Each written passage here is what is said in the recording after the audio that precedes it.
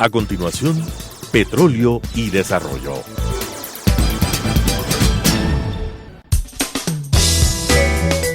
Clasificación B, bajo supervisión de un adulto.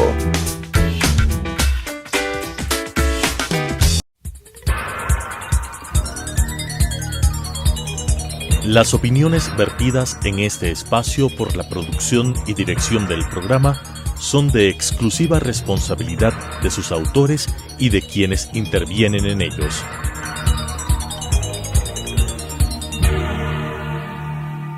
Telesucesos Canal 29 UHF presenta Petróleo y Desarrollo, conducido por Henry Llanes, especialista en temas hidrocarburíferos y en los ámbitos de la política, la legislación, la contratación y la política económica.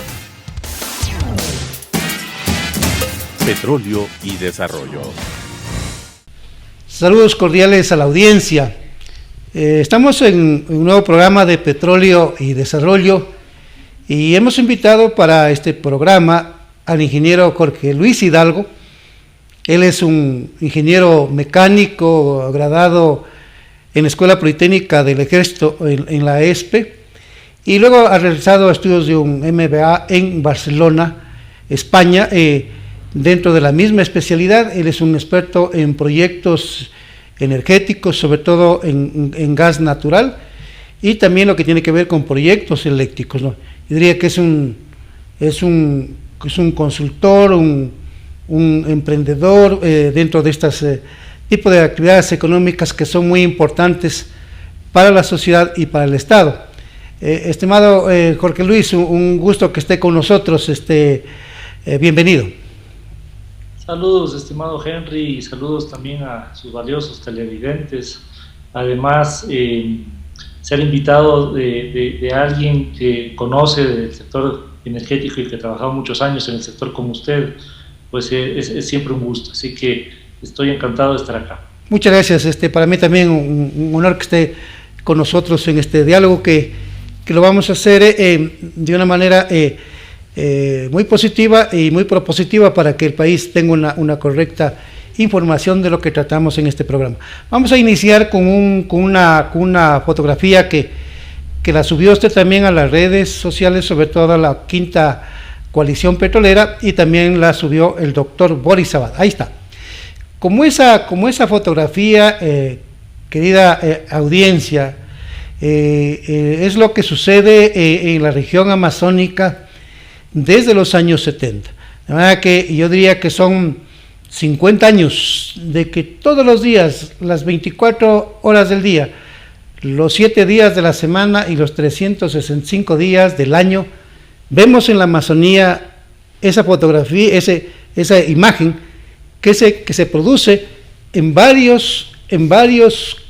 todos los campos petroleros de la región amazónica, en todos los pozos petroleros. Nosotros a los años 90 teníamos como 68 campos de producción, y obviamente en Texaco, cuando operó la Amazonía, tuvo como 700 pozos que estaban en producción, así como se ve ahí, y en el gobierno de Correa había más de 3.000 pozos petroleros que se perforaron, que estaban en producción en la región amazónica, y la gente cuando va allá se pregunta por qué esos mecheros, por qué ese fuego, por qué se quema el gas, y hay una serie de interrogantes de todos los días de la gente, y la gente no tiene respuesta.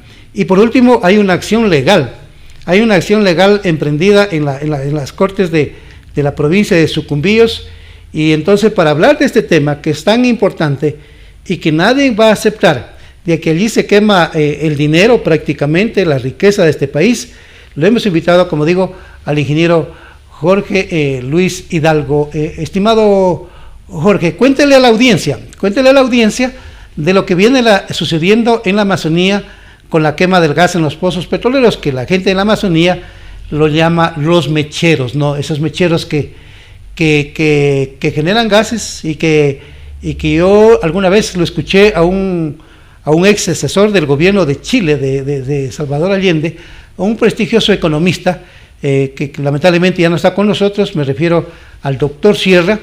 Él mencionaba de que en la Amazonía en ciertas temporadas de lluvia, había caída de lluvia con gas, ¿no? Porque claro, si sale de allí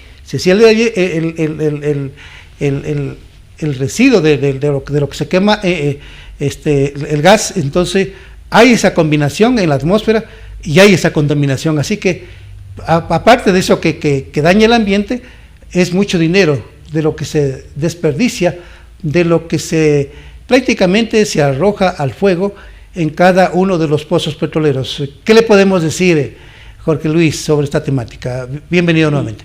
Gracias, Henry. Mire, la ciudadanía en general, que a veces los técnicos somos demasiado tecnócratas y no le llegamos a la ciudadanía a explicar lo que está pasando. Yo espero hacerlo, voy a esforzar para hacerlo. La ciudadanía tiene que entender que para que exista energía se tiene que quemar algo, en este caso, ¿no es cierto? Es decir, que si se quema, tiene energía. Si usted intenta quemar una piedra, digamos, no va a poder quemarla porque no tiene componentes energéticos.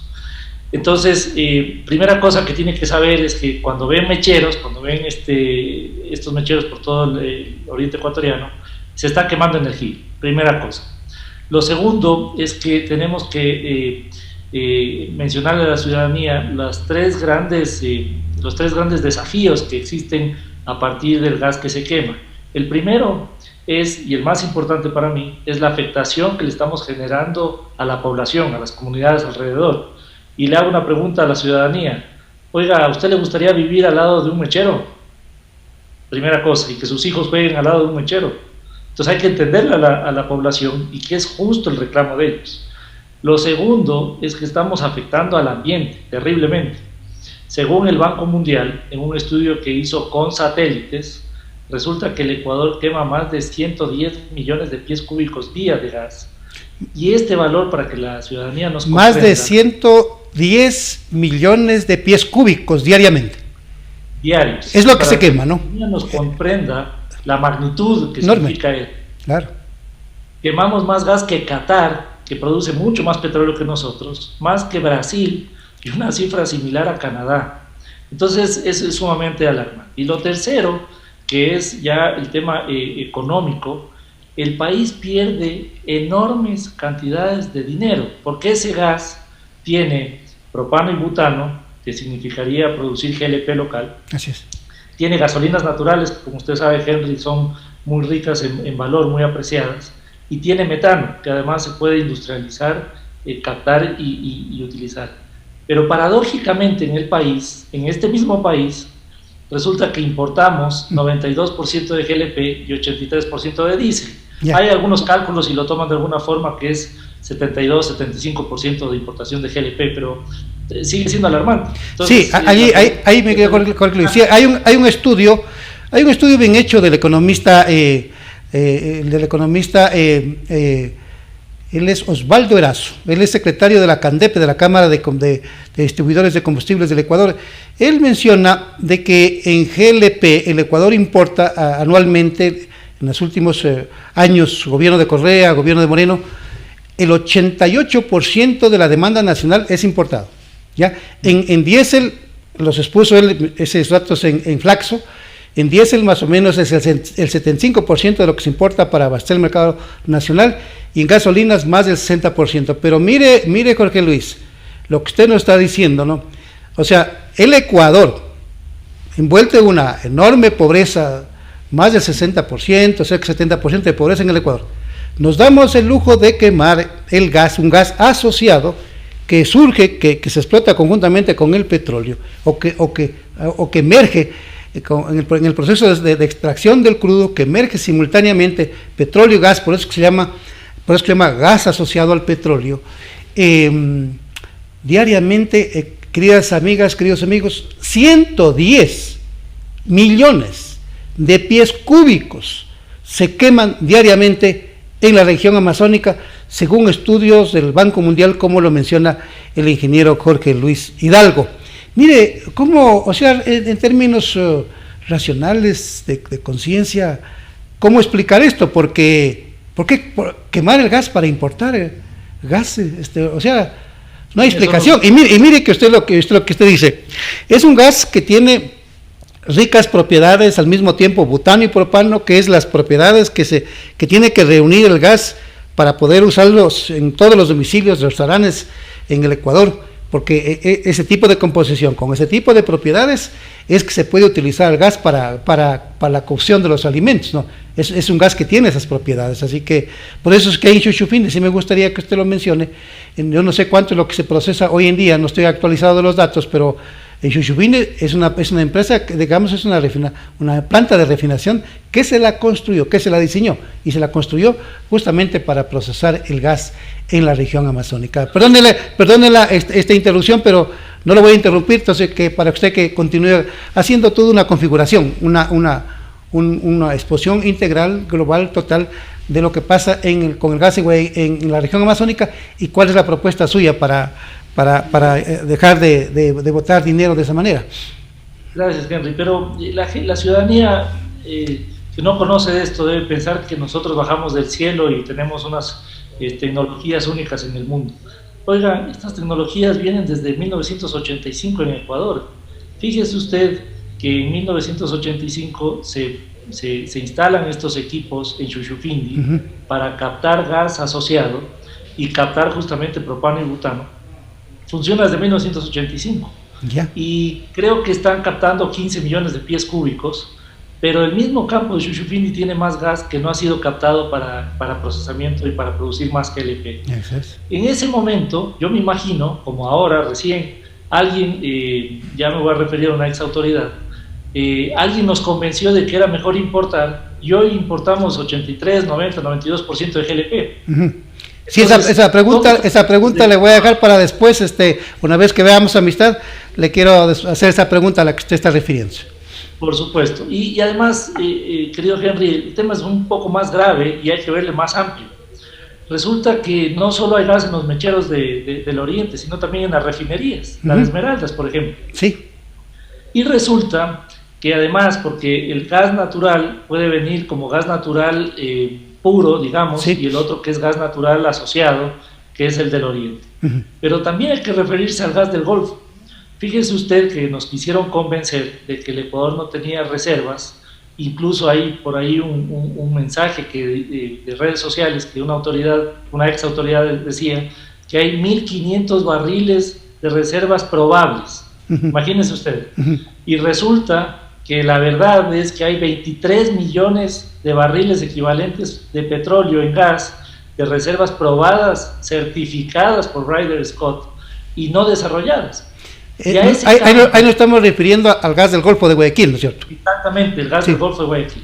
Y ese campo, el campo Amistad, lo pretendían cerrar para justificar importaciones. Escúchame bien, Henry. Querían cerrarlo para justificar importaciones y que se utilice la misma infraestructura de la plataforma y el gasoducto que está en el mar. Entonces, claro, yo le llamo eso el status quo, y cómo en cierta forma nos quieren seguir sometiendo a un tema de que sigamos dependiendo de las importaciones, mientras que este país tiene que pedir préstamos hasta para comprar vacunas. Y la autoridad a la que usted se refiere la afirmación de él circulaba por redes sociales, usted se refiere al doctor René Ortiz Durán, ¿no? Por nuestras redes sociales, sí. Y ustedes pueden observar cómo el ingeniero, el ex ministro René Ortiz, decía que el Ecuador ya no tiene reservas, que ya no tiene gas. O sea, digamos, no hay país en el mundo que tenga petróleo y no tenga gas. Exacto. Pero nos querían convencer de que no hay gas. Pero además, permítanme ir un poco más allá. Resulta que el gas del Golfo hoy tiene dos clientes, que es la planta Termogas Machala, ¿no es cierto?, para generación termoeléctrica. Así es. Y la planta de licuefacción del Estado ecuatoriano, que además tiene grandes deficiencias. Pero la planta de Termogas Machala, que consume el 80% del gas que se produce hoy, tiene un sistema forzado, que antes tenía lógica porque no teníamos tantas hidroeléctricas, y ahora no tiene ninguna lógica. Entonces, imagínense usted, por ejemplo, nosotros tenemos datos que podemos compartir con la audiencia. Ese sistema literalmente produce las 24 horas al día generación térmica, cuando hay abundante generación hidroeléctrica en la gran mayoría de días del año, y horas del día. Ujú. ¿Por qué digo esto? Porque a veces cuando los consumos suben a horas pico es evidente que ahí recién se tiene que activar la termoelectricidad. ¿Y qué está pasando para que nos entienda la ciudadanía? Literalmente, por ese sistema forzado, botamos agua de alguna hidroeléctrica porque tenemos este sistema de consumo de gas con termoelectricidad más caro. Entonces, fíjese usted que es tan alarmante el tema, que en junio, para darle un dato, ¿no? En junio del 2019, la Termogas consumió cerca de 30 millones de pies cúbicos de gas y la real necesidad fue de 0.34 millones de pies cúbicos de gas. La ciudadanía tiene que comprendernos Claro. que por cada dólar de gas natural usted deja de importar de 5 a 6 dólares de diésel. Entonces hagan los cálculos para que vean cuánto perdemos diariamente en el país por no aprovechar nuestros recursos. Ya, yo le quiero enseñar el cuadro a la audiencia que usted lo preparó sobre el tema del gas del Golfo de Guayaquil y me gustaría que lo pueda usted explicar al cuadro. Así que, estimado Daniel, ahí está el cuadro. ¿Qué nos quiere decir Jorge Luis con ese cuadro? Si me permite... Ahí sería bueno que usted lo explique año por año, porque usted lo tiene desde el periodo 2015 al 2020. Tenga la bondad, y ahí tiene 5 columnas en el cuadro. No sé qué cuadro sea porque no lo estoy viendo de mi presentación. El cuadro que usted me envió, y sería bueno que lo vea en la computadora suya. Estamos hablando del año 2015 y simplemente lea usted lo que tiene en su computadora. Usted habla del año 2015, estamos hablando de reservas probadas, ¿no? Ya. Sí. A ver, es importante que la ciudadanía conozca, ¿no es cierto?, Sí. que las reservas probadas no desarrolladas, porque además el campo Amistad no ha tenido inversiones de mantenimiento y workover. Ya. Entonces, fíjese usted que desde el 2015 no se ha invertido, excepto por el entonces gerente general de Petroamazonas y actual ministro de Energía y Recursos Naturales No Renovables, el ingeniero Juan Carlos Bermeo, que valientemente tomó la decisión de invertir la insípida cantidad de $1 millón en mantenimiento y resulta que levantó la producción 26%. Entonces, ¿cómo es que no hay gas en un campo donde con una inversión mínima se levanta la producción? Entonces, en el cuadro que estamos viendo, ahí básicamente lo que nos dice es, mientras en algún momento se decía que no hay reservas, el mismo Ministerio de Energía, cuando la Asamblea Nacional le pide que mande información oficial, le contesta que a finales del 2020 existían 23.6 millones de barriles equivalentes de petróleo en gas. Ya. ¿A usted le parece, Henry, que un campo que cuenta con estas reservas certificadas, probadas y no desarrolladas, en un campo que ya produce gas, ¿a usted le parece que es pequeño y que vale la pena cerrarse? No, pues, además, claro, pues, hay los probables y posibles, etcétera. O sea, digamos, hay un potencial mucho mayor. Mucho mayor que los 23.61. La lectura sería millones le traducen a millones de barriles equivalentes de petróleo. Correcto, exacto, equivalencia. Y al lado, en el otro extremo usted tiene un dato en el año 2020 de 70.37. ¿De qué estamos hablando allí? ¿Asimismo de barriles? Sí, el 70.37 son las reservas totales, son la suma de las probadas, probables y posibles. Pero además, dentro del campo, que solo es el 10% del bloque 6, en el bloque 6 hay campos que pueden tener un potencial de 10 veces más la producción nacional. Ya, con este cuadro ya estamos demostrando de que en verdad el país sí cuenta en el campo Amistad, por ejemplo, con reservas de gas. Estaríamos hablando de un gas natural, así sería el correcto término, porque de acuerdo a un decreto ejecutivo que pusieron en vigencia el gobierno de Moreno, hablaba de dos tipos de gas diferente del gas licuado de petróleo que se utiliza para la cocción de los alimentos. Sí, la diferencia, para que nos entienda la ciudadanía, es que gas natural viene del metano, sí, y el gas que ustedes deben tener en sus casas es GLP. Esa es la mezcla de propano y butano. Exacto.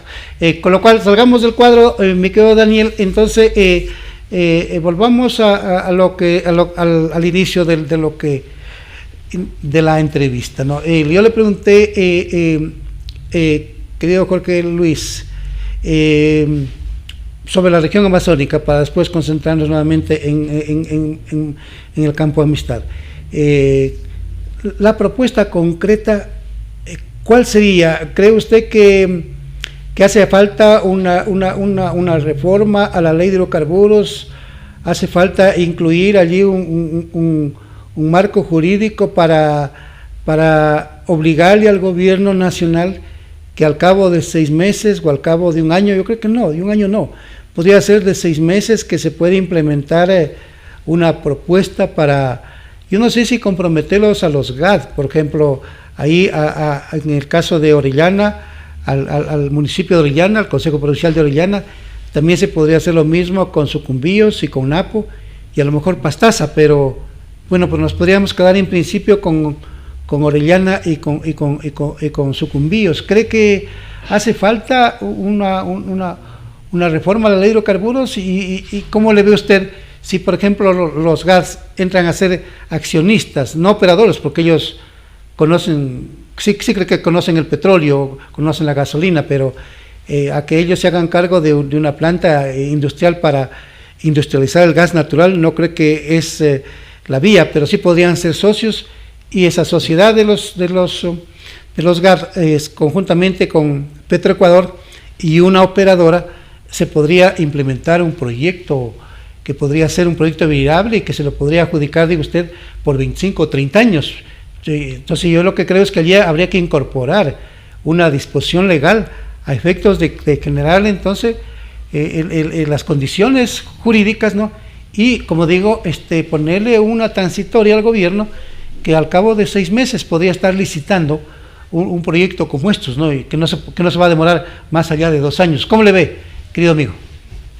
A ver, digamos, obviamente no somos dueños de la verdad, y yo simplemente emito comentarios al respecto, pero la autoridad, que además yo creo que está bien representada por el ingeniero Bermeo, seguramente van a tomar decisiones tal vez más con mejor criterio. Pero primero la ciudadanía tiene que entender que su tanque de gas que tienen en la casa, que a ustedes les cuesta, o que a nosotros nos cuesta $1.50, $2 el tanque, al Estado ecuatoriano, es decir, a nosotros mismos, nos cuesta $15, está a $1 por kilo.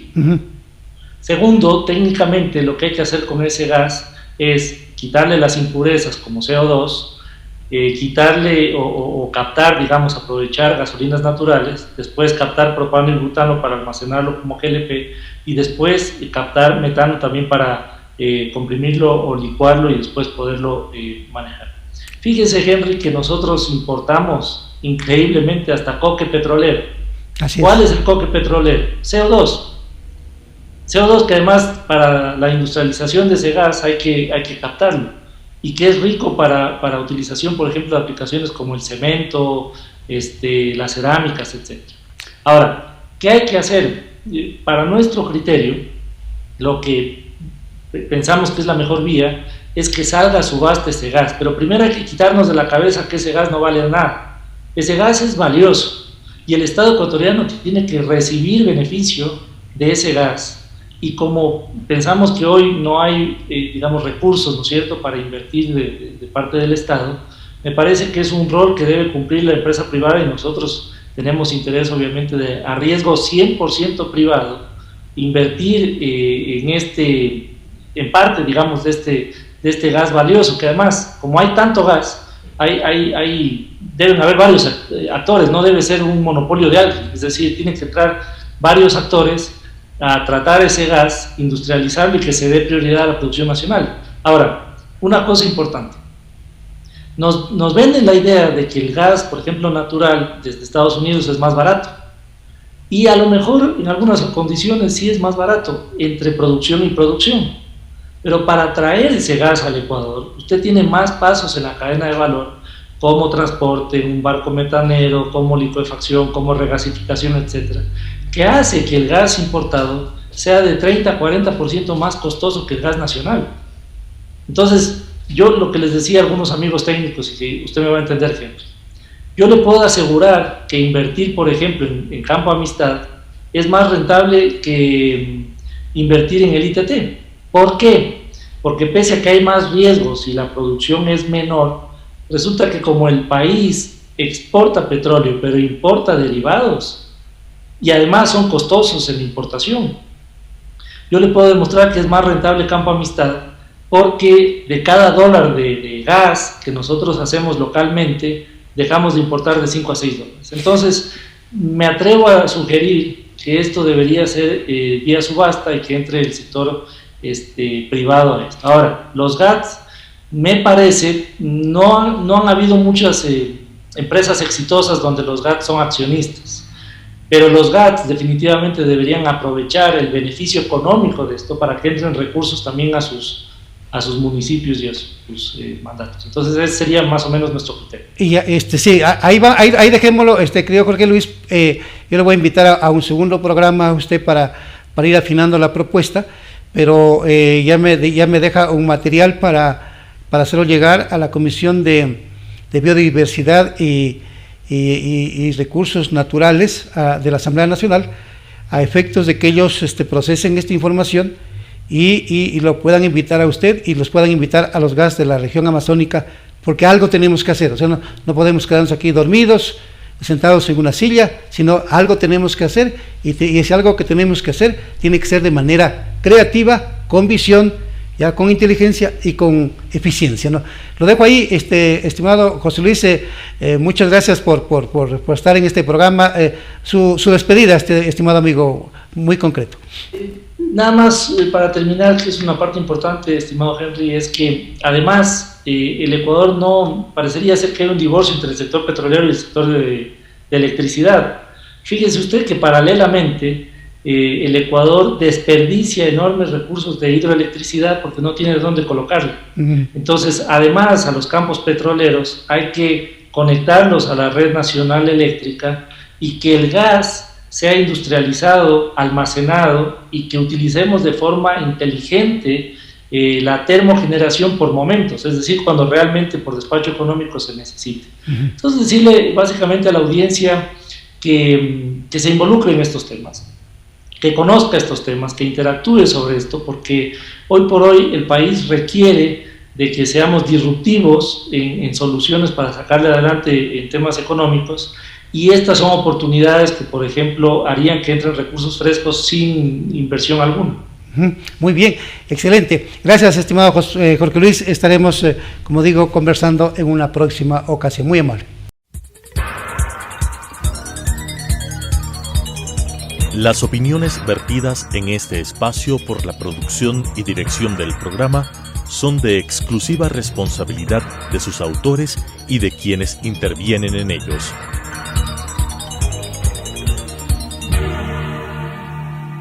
Telesucesos Canal 29 UHF presentó Petróleo y Desarrollo, conducido por Henry Llanes, especialista en temas hidrocarburíferos y en los ámbitos de la política, la legislación, la contratación y la política económica. Petróleo y Desarrollo.